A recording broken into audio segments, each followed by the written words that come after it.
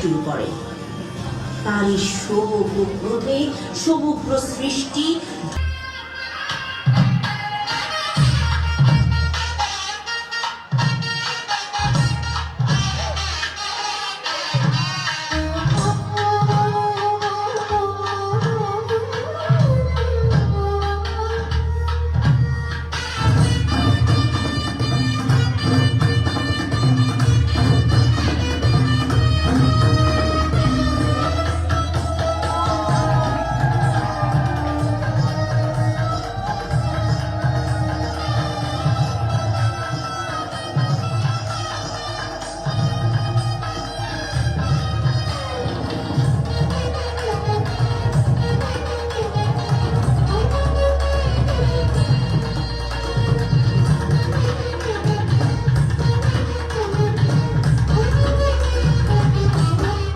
না না না, এই বিবাহ আমি মানি না।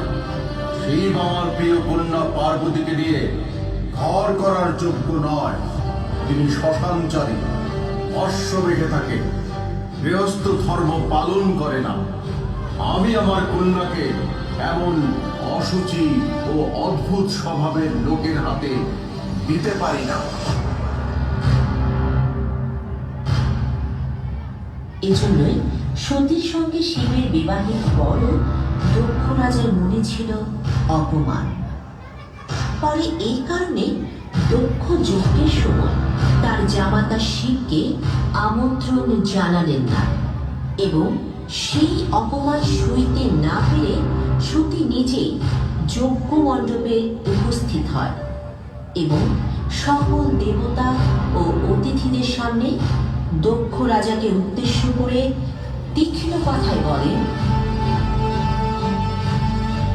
যে ব্যক্তি নিজের জামাতা মহেশ্বরের মতো সর্বশ্রেষ্ঠ যোগীকে জেনে শুনে অসম্মান করে তাহাকে আমি পিতৃদেব বলে মেনে নিতে পারি না। যে শরীর আপনার মতো রাজার পিতৃ পরিচয় নিয়ে জন্মেছে, সেই শরীর ধারণ করে আমার মহেশ্বরের অবমাননা সহ্য করা পাপ। এই দেহ আমার পরমেশ্বরকে বুঝিবার যোগ্য নয়। তাই আমি আমার এই দেহ অগ্নিকুণ্ডে